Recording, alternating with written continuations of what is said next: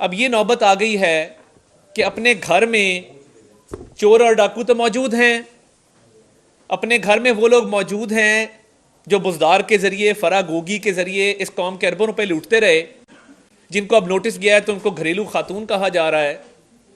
ان کی پشت پناہی تو چلیں ٹھیک ہے، وہ اہلیہ ہیں، بنتی ہے کہ انہوں نے جو بھی چوریاں چکاریاں ڈاکے ڈالے ہوں، فیملی ممبر ہیں تو ان کے لیے آپ نے بندوبست کیا ہے، وکلا کا بھی، آپ ان کے تحفظ میں بھی کھل کے سامنے آئے ہیں، فراگوگی کے تحفظ کے لیے بھی آپ نے اقدامات کیا، آپ نے کہا وہ پبلک آفس ہولڈر نہیں ہے۔ بٹ یہ تاریخ میں پہلی دفعہ ہوا ہے کہ ایک پارٹی کا چیئرمین، ایک سابق وزیر اعظم، ایک ایسے مجرم کو ساتھ بٹھائے جس نے یہ اعتراف کیا کہ اس نے جعلی دستاویزات بنا کے نہ صرف نوکری حاصل کی تھی ڈار برادران کے ذریعے، بلکہ اس کے ساتھ ساتھ اس نے ٹھیکے داروں سے کمیشن لے کے بھی ڈار صاحبان تک پہنچایا تھا۔ یہ وہ جماعت ہے جو کہتی تھی کہ ڈیولپمنٹ فنڈز نہیں دینے چاہیے M N Es M P S کو، ان کا کام نہیں ہے، ان کا کام قانون سازی ہے۔ نہ صرف ڈیولپمنٹ فنڈ دیے گئے ہیں، ان ڈیولپمنٹ فنڈز میں باقاعدہ 10%، 15%، 20% کا جو ایک کمیشن ہوتا ہے وہ لے کے بھی پہنچایا گیا ہے۔ اور یہ آپ دیکھیں کہ وہ بندہ جو کہہ رہا ہے کہ کبھی مجھے الٹا لٹکایا جاتا تھا، کبھی سیدھا لٹکایا جاتا تھا، سیدھا لٹکانا کیا ہوتا ہے؟ یعنی اسکرپٹ بھی ٹھیک نہیں تھا، کسی تھرڈ گریڈ مووی کا اسکرپٹ لگتا ہے۔ اچھا، اور یہ ایک عجیب منطق ہے کہ وہ ساری بات بتا رہا ہے، اسے کہہ رہا ہے نہیں تم وہ کپڑے جو اتارے تھے وہ بتاؤ۔ اب یہ عمران خان صاحب ہر اپنے پارٹی ممبر کے کپڑوں کے حوالے سے کیوں اتنے زیادہ شوقین ہیں کہ یہ بات لوگوں کو بتائی جائے؟ وہ نہیں بتا رہا جس کے ساتھ ہوئی ہے، وہ نہیں کہہ رہا کہ میرے کپڑے اتارے گئے، نہیں تم بتاؤ تمہارے کپڑے اتارے تھے۔ کوئی خدا خوفی کریں۔ اب آپ نے ملزمان کو، مجرمان کو ساتھ بٹھا کے جھوٹی پریس کانفرنس شروع کر دی ہیں، اور وہ اچھا دیکھیں کہ کس طرح ایک ولن کا منظر پیش کیا گیا ہے کہ جب ایک بڑے صاحب وہاں پہ آتے تھے تو آواز لگتی تھی، ابھی شکر ہے کہ بگل نہیں بجتا تھا، ابھی شکر ہے کہ وہاں پہ باقاعدہ اونچی آواز میں باہر نعرے نہیں لگائے جاتے تھے کہ بڑے صاحب آ رہے ہیں، سیدھے ہو جاؤ، کھڑے ہو جاؤ۔ مطلب اس قوم سے اب مذاق کرنا چھوڑ دیں۔ آپ نے پتہ نہیں کس نے آپ کو یہ تھرڈ ریٹ کسی فلم کا اسکرپٹ دے دیا پڑھنے کے لیے کہ جس میں سیدھا بھی لٹکایا جاتا ہے، جس میں کپڑے بھی اتارے جاتے ہیں، جس میں بڑے صاحب کی آمد کا جو ہے وہ بگل بھی بجایا جاتا ہے۔ تو یہ نوبت یہ آ گئی ہے کہ آپ نے اپنی بیٹی والے کیس میں تاخیری حربے استعمال کیے، توشہ خانہ میں تاخیری حربے استعمال کیے، آپ نے فرد جرم نہیں عائد ہونے دی۔ اب آپ کے پارٹی کے ممبران جن پہ رشوت لینے، رشوت دینے کا الزام ہے، جن پہ جعلی دستاویزات بنا کے نوکریاں بانٹنے کا الزام ہے، ان کے دفاع کے لیے آپ نیشنل ٹیلی ویژن پہ آ گئے ہیں، اپنے دائیں بائیں بٹھا کے پوری قوم کے سامنے بے شرمی کے ساتھ ان کا دفاع کر رہے ہیں۔ یہ جو دور نظام عدل کی ہم بات کرتے ہیں، اور یہ بات کرتے ہیں کہ اس ملک میں دو نظام عدل ہیں، عمران خان صاحب کے لیے قانون اور ہے، باقیوں کے لیے قانون اور ہے۔ آپ مجھے بتا دیں، میں مڈل کلاس کا ایک آدمی ہوں، مجھے بتا دیں آپ کو یا مجھے یہ سہولت میسر ہے کہ لاہور کینٹ میں، مین کینٹ کے اندر 2.5 کروڑ روپیہ فی کنال کوٹھی کو مل جائے یا پلاٹ مل جائے؟ 40 کروڑ کا وہ پلاٹ ہے، سٹنگ سپریم کورٹ کے جج صاحب ہیں، ان کو وہ 10 کروڑ میں ملتا ہے، ان کے نام رجسٹری یا کاغذات موجود ہیں۔ پتہ نہیں آپ کے چینل چلائیں گے کہ نہیں چلائیں گے، میں آپ کو دے ضرور دیتا ہوں، اگر چل سکے تو ضرور چلائیے۔ کہ اور یہ ایسے ہی ہے کہ یہ پلاٹ عارف ملک صاحب نے خریدنا ہو تو اس سے ایک دن پہلے عدنان شیخ صاحب نے خریدا ہے۔ یہ اس کی کیا نوبت آئی کہ ایک دن پہلے کوئی اور خرید رہا ہے؟ اس کا مطلب یہ ہے کہ کہیں نہ کہیں کوئی پیمنٹ ادا کی گئی ہے۔ دیکھیں، قاضی فائزیسا کی اہلیہ کو جب کٹہرے میں کھڑا کیا تھا اور وہ آبدیدہ ہوئی تھیں، ان کو تو آپ نے پورے احتساب کے عمل سے گزارا۔ یہ نہیں ہو سکتا کہ قاضی فائزیسا پہ اور قانون لاگو ہو اور آپ پہ اور قانون لاگو، اور آپ کہیں کہ نہیں میں اپنی صفائی چیف جسٹس کو دوں گا۔ خاندانی ذرائع تمام چینلز نے چلائے ہیں۔ خاندانی ذرائع کیا ہوتے ہیں آپ بھی جانتے ہیں، میں بھی جانتا ہوں۔ کھل کے سامنے آئے نا، آ کے صفائی پیش کریں کہ جی ہم چیف جسٹس کو چیمبر میں اپنی صفائی دیں گے۔ بھئی آپ کیوں چیمبر میں صفائی دیں گے؟ آپ نے صفائی دینی ہے آپ سپریم جوڈیشل کاؤنسل میں دیں۔ وہ میاں داؤد نامی ایک وکیل ہے، صحافی بھی رہا ہے، ایک چینل ادھر ہوگا جس میں وہ کورٹ رپورٹنگ کرتا رہا ہے، آپ جانتے ہیں۔ آزاد منش آدمی ہے, اپنی مرضی سے کرتا ہے, کئی دفعہ ہمیں بھی اختلاف ہوتا ہے صرف جس طرح کی باتیں کرتا ہے, مگر اس نے ایک پٹیشن کی ہے. آج اس نے مزید خطوط لکھے ہیں قاضی فائز عیسیٰ صاحب کو اور باقی جتنے بھی سپریم جوڈیشل کونسل کے ممبران ہیں کہ میں نے ایک ریفرنس دائر کیا, اس کی سماعت ہونی چاہیے, اس پہ بات ہونی چاہیے. وہ کیوں سماعت نہیں ہوتی؟ اور دیکھیں جب دو جج صاحبان پہ تحریری طور پہ ہم نے اعتراض کر دیا, ہمیں ایک تنقید ہوتی تھی, آپ جلسوں میں بات کرتے ہیں, پریس کانفرنس میں بات کرتے ہیں, تو آپ نے ابھی تک سپریم کورٹ میں کیا کیا؟ ہم نے تحریری اعتراض جمع کرایا ہے کہ ان کو بینچ پہ نہیں بیٹھنا چاہیے, کیونکہ غلام محمود ڈوگر کا کیس تھا. اس کیس میں الیکشن کا معاملہ کہاں سے آ گیا؟ اور جب الیکشن کا معاملہ آیا تو یہ تو ایک ان ریلیٹڈ میٹر ہے, اور یہ ان ریلیٹڈ میٹر ہے, آپ نے ایک اپنا ذہن جو ہے وہ ڈسکلوز کر دیا کہ ہم الیکشن کے حوالے سے کوئی فیصلہ کرنا چاہتے ہیں. اب آپ کا بینچ میں بیٹھنے کا کیا تک ہے؟ اور یہ کیوں ہے کہ ایک ضد ہے کہ یہ دو بیٹھیں گے؟ بھائی اگر فل کورٹ آپ بنا دیں, انصاف صرف ہونا نہیں چاہیے, ہوتا ہوا نظر بھی آنا چاہیے. یہ قانون کا ایک اصول ہے. مطلب یہ دورہ نظام عدل یہ ہوتا ہے کہ ایک کو آپ بیٹے سے تنخواہ نہ لینے پہ نکال دیں اور دوسرے کو بیٹی چھپانے پہ بھی نہ نکالیں, تو یہ دورہ نظام عدل چل نہیں سکتا. اس ملک کے جتنے مسائل ہیں, چاہے وہ معاشی مسائل ہوں, وہ بے روزگاری ہو, وہ غربت ہو, وہ بھوک ہو, وہ مہنگائی ہو, یہ نظام عدل کی وجہ سے ہے کہ ناانصافی پہ فیصلے ہوتے ہیں, ترقی کے سفر کو روکا جاتا ہے, ایک کو لاڈلا ڈکلیئر کیا جاتا ہے اور ایک کو کٹہرے میں کھڑا کر کے سزا دے دی جاتی ہے. دیکھیں اعجاز الاحسن صاحب اپنا مائنڈ ڈسکلوز کر چکے, بہت دفعہ کر چکے. میاں نواز شریف کی پاناما والے بینچ میں وہ تھے, پاناما کے سپروائزری جج وہ تھے, نواز شریف صاحب کو پارٹی ہیڈ سے ہٹانے کے جج وہ تھے. تو ہم اگر درخواست کر رہے ہیں تو ہم حق بجانے میں کہ مہربانی کریں, لینا سو موٹو. یہ عثمان ڈار کا جو ایک بندے کا اس کے پی اے کا ایک اقبالی بیان آیا ہے کہ میں نے 50 لاکھ روپے رشوت عثمان ڈار اور اس کے بھائیوں کو دی ہے, ٹھیکیداروں سے لے کے, جو ڈیولپمنٹ فنڈ بزدار صاحب نے دیے تھے اس میں سے, اپنی نوکری کے لیے ڈار صاحبان کے کہنے پہ جعلی دستاویزات بنا کے کسی غریب کا حق مارا ہے. عمران خان صاحب ساتھ بٹھا کے پریس کانفرنس کرتے ہیں, وہ امریکہ کو کہہ دیں کہ امریکی سازش تھی اور 4 دن بعد کہہ دیں امریکی سازش نہیں تھی, یہ ان کی مرضی ہے. اتنی جھوٹ, اتنی منافقت, اتنا فریب, مکر, دھوکہ پاکستان کی سیاست میں کبھی نہیں دیکھا جتنا یہ ایک شخص کر رہا ہے. اور یہ آنے والی نسلوں کو تباہ کرنا چاہتا ہے, فخر سے کہتا ہے کہ میرے سپورٹر ایسے ہیں, اپنے باپ کی نہیں سنتے. ہمارا معاشرہ بڑا ایک مشرقی معاشرہ ہے, والدین کی تابع داری, فرما برداری ہمارے خون میں ہوتی ہے, ہمیں سکھائی جاتی ہے مذہبی طور پہ, کلچرلی ہمیں بتایا جاتا ہے. مگر یہ ایک ایسا انسان ہے کہ جو نوجوان نسل کو گمراہ بھی کر رہا ہے, جو نوجوان نسل کو کہہ رہا ہے کہ والدین کی مت مانو, اور جھوٹ پہ جھوٹ بولتا ہے, منافقت کرتا ہے, اور عدلیہ کو بھی آنکھیں دکھاتا ہے, اور کوئی اس سے باز پرس نہیں کرتا. اور یہ دیکھیں نا, ہم بالکل چاہتے ہیں آئین اور قانون کی پاسداری ہو. آئین دوبارہ لکھا گیا جب پنجاب میں ہماری حکومت ختم ہوئی کہ آپ ووٹ اگر دیں گے تو وہ ووٹ گنتی میں شمار نہیں کیا جائے گا.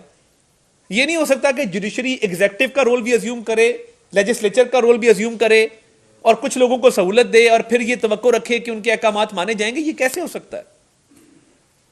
تو یہ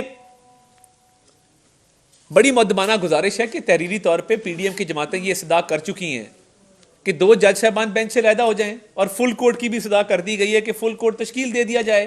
آئینی تشریح کا معاملہ ہے. جب وہاں پہ پارٹی ہیڈ کی ڈائریکشن کا معاملہ آیا تھا منحرف اراکین والا, تو کہا گیا کہ جو منحرف اراکین ہیں وہ پارٹی ہیڈ کی ڈائریکشن کے پابند نہیں ہے, اس کی ہدایت کے پابند نہیں ہے. پارٹی ہیڈ تو ڈکٹیٹر بن جائے گا, وہ تو پارلیمانی پارٹی کا فیصلہ ہے. آئین کہہ رہا ہے کہ پارٹی ہیڈ کی ڈائریکشن ہے, نہیں. اس کی تشریح کر دی گئی اور وہ پی ٹی آئی کو سوٹ کرتی تھی, ان کی گورنمنٹ بن گئی پنجاب کے اندر. یہ بار بار سہولت کاری یہ کیسے چلے گی؟ مجھے بھی لوگ کہہ رہے ہیں جی آپ بس کر دیں, نہ بولیں. میں بالکل خوفزدہ نہیں ہوں گا اس چیز سے. میں بڑا کمزور آدمی ہوں, زبان ہی ہے میرے پاس, اگر اس کو بھی تالا لگا دیں پھر جینے کا کوئی حق نہیں ہمیں.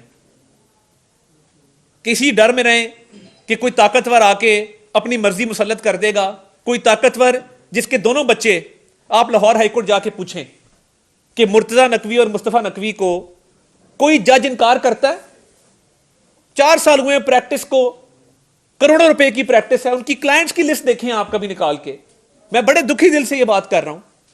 بڑی بڑی کمپنیوں سے لے کے بڑے بڑے اس ملک کے جو تاجر ہیں، بزنس مین ہیں، انڈسٹریلسٹ ہیں، وہ سارے اس لسٹ میں ہیں. کیوں؟ کیونکہ والد جج ہے سپریم کورٹ کا.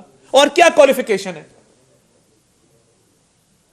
میں نے اپنے گھر میں جج شپ دیکھی ہے، 35 سال دیکھی ہے، مگر دھکے کھائے ہیں، اسٹوڈنٹ پالیٹکس کی ہے، اسٹرگل کی ہے، اسٹرگل کر کے آ کے آج بیٹھے ہیں. کسی کو یہ نہیں کہا کہ جی میرا دادا فلاں تھا تو مجھے کیس دے دیں، میرا دادا فلاں تھا تو مجھے فلاں کرسی پہ بٹھا دیں. یہ ایک عجیب منطق ہے کہ باقی وکیلوں کا کیا قصور ہے کہ ان کے والد سپریم کورٹ کے جج نہیں ہیں.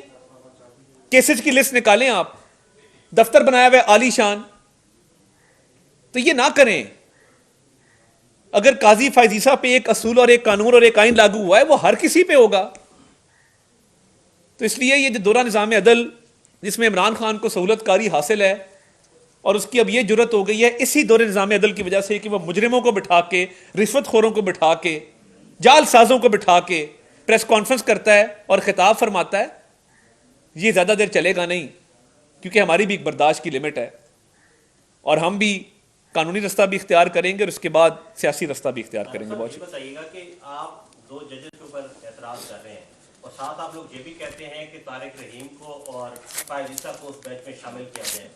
یہ پروگریٹو تو چیف جسٹس کا ہے کہ انہوں نے کس کو شامل کرنا ہے، کس کو نہیں شامل کرنا. 9 رکنی بینچ ہے، اور آپ لوگ الیکشن سے کیوں بھاگنا چاہتے ہیں جب ایک 90 ڈیز کی ایک آئین کے اندر شک ہے کہ 90 دن کے اندر الیکشن ہونا چاہتے ہیں. تو آپ لوگ اس 2 ججز کو لے کر الیکشن کو کیوں پیچھے ہٹنا چاہ رہے ہیں؟ یہ الیکشن کا معاملہ نہیں ہے. الیکشن کے لیے ہم تیار ہیں، جب مرضی کرا لیں. ہماری ایک بڑی اچھی مہم چل رہی ہے، مریم نواز شریف صاحبہ.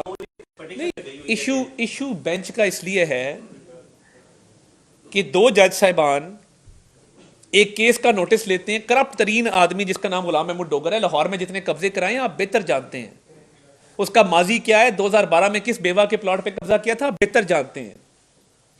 اس کے لیے کیونکہ وہ پی ٹی آئی کا حمایت یافتہ ہے، اس کے لیے تو بینچ بیٹھ جاتا ہے، سنوائی کرتا ہے، اور اس میں چیف الیکشن کمشنر کو بلا لیتا ہے اور الیکشن کی تاریخ مانگ لیتا ہے.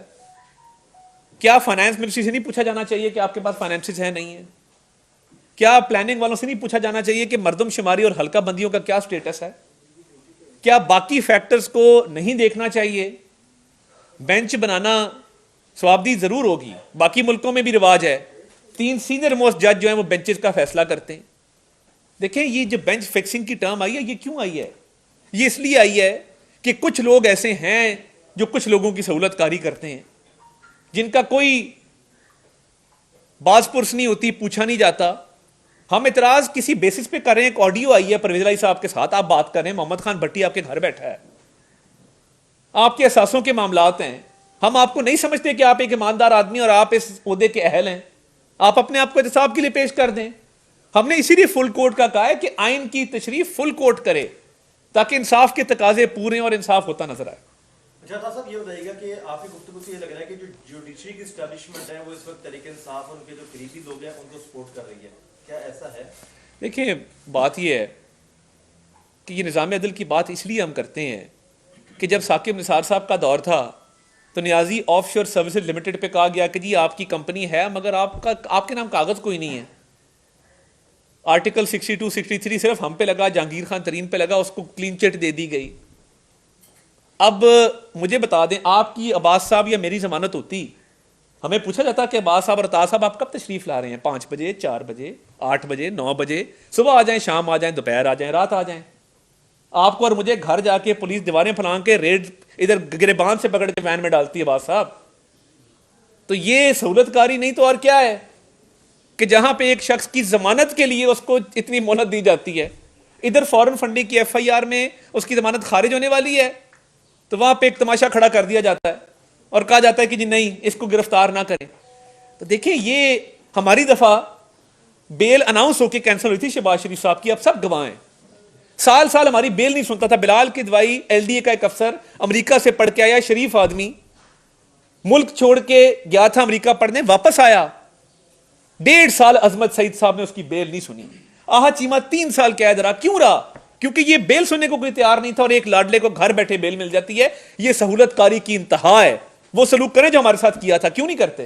क्योंकि डरते हैं, क्योंकि फैमिली साथ हैं, क्योंकि वो हैंडसम है, क्योंकि वो क्रिकेट खेलता है। अच्छा भाई, ये फरमाइएगा कि आप पर कुछ पीटीआई के लोगों ने इल्जाम लगाया कि आप अदलिया पर तो तनकीद कर रहे हैं, आपका ताल्लुक उस खानदान से है जो अदलिया के लोगों को बैग ब्रीफ केस ले जाकर खरीदा करते थे। क्या कहेंगे इस पर? देखिए, मैं इस पे सिर्फ इतना कहूंगा कि मेरे दादा जब इस दुनिया से गए तो एक जौहर टाउन का 1.5 कनाल का घर था। अपनी फौतगी से पहले वो अपने 4 बच्चों में 3 बेटों में और 1 बेटी में तकसीम कर गए। मुझे कोई पाकिस्तान का सियासतदान दिखा दें जिसका कोई असासा ना हो, जिसने अपनी सारी गांव की ज़मीन लोगों के नाम वक्फ कर दी हो, जिसने एक ट्रेनिंग इंस्टीट्यूट वहाँ पे बना दिया हो। मैं आज भी किराए के घर में रहता हूँ, 3 लाख उसका किराया है। तो बात यह है, कोई सबूत देना किसको ब्रीफ केस दिया, किस बात के लिए दिया और उसका क्या सबूत है। बातें करना तो बड़ा आसान है कि जी तनकीद कर दो। रफीक तारड़ साहब ने 3 बेटे हैं, किसी को प्रैक्टिस नहीं करने दी वकालत। उन्होंने कहा कि मैं रिटायर होऊंगा 1995 में, आप प्रैक्टिस नहीं कर सकते। 1972 में वो जज बने थे और उन्होंने कहा कि मेरे नाम से आप फायदा हासिल करेंगे, लोगों के ज़हन में आएगा जज के बच्चे हैं। तीसरी नस्ल में मैंने आके लॉ किया। तो हम तो इस तरह के लोग हैं। इस वक्त जितने हाई कोर्ट्स हैं, जितना सुप्रीम कोर्ट है, सारों के असासे सामने रख दें और अगर रफीक तारड़ का असासा किसी ज़्यादा निकल आए तो मैं सियासत छोड़ दूंगा और इन सारे जज साहबान से माफ़ी मांग लूंगा। अच्छा, ये बताएं तारड़ साहब, ये जो जस्टिस का आप जिक्र कर रहे हैं मोहसिन जज का, वो कह रहे हैं कि मेरे तमाम असासे हर चीज़ जो है FBI के अंदर रजिस्टर्ड है, और दूसरा ये कि जब तक उन पर कोई इल्ज़ाम नहीं साबित होता आप किस तरह उनको कह सकते हैं बेंच से रहना हो जाए। आपको 10 करोड़ का घर कैंट में मिल सकता है, आप अभी जाएं। आपको कोई देगा 4 कनाल का घर 10 करोड़ में? आपके नाम रजिस्ट्री कोई कराएगा? देखिए, दस्तावेजी सबूत है ना, मैं कोई हवाई बात तो नहीं कर रहा। वो 10 करोड़ का जवाब कौन देगा? कोई दे देना, बता दे कि जी ये 40 करोड़ का घर 10 करोड़ में हमने लिया है, हमारी मर्जी। हमारे दोस्त थे, उन्होंने हमें कहा जी 30 करोड़ आपको माफ करते हैं। अल्लाह ऐसे दोस्त आपको और मुझे भी दे। पता नहीं, हमारे दोस्त ऐसे नहीं है कि जो 30-30 करोड़ की हमें रियायत दे दें। ये दस्तावेजी बात है ना। अगर आपके चैनल इतनी हिम्मत करते हैं तो मैं आपको भेजता हूं, आप वो दस्तावेज चला दें।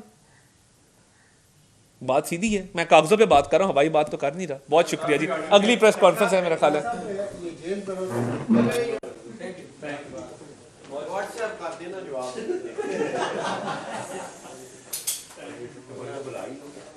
YouTube पर Googly TV देखने के लिए youtube.com की सर्च बार में Googly TV टाइप करें। Googly TV के पेज पर सुर्ख रंग के सब्सक्रिप्शन वाले बटन पर क्लिक करना ना भूलिए। YouTube पर अपलोड होने वाली वीडियो से बाखबर रहने के लिए बेल आइकॉन पर क्लिक कीजिए। आपको हर नई आने वाली वीडियो के बारे में नोटिफिकेशन मौसूल हो जाएगा।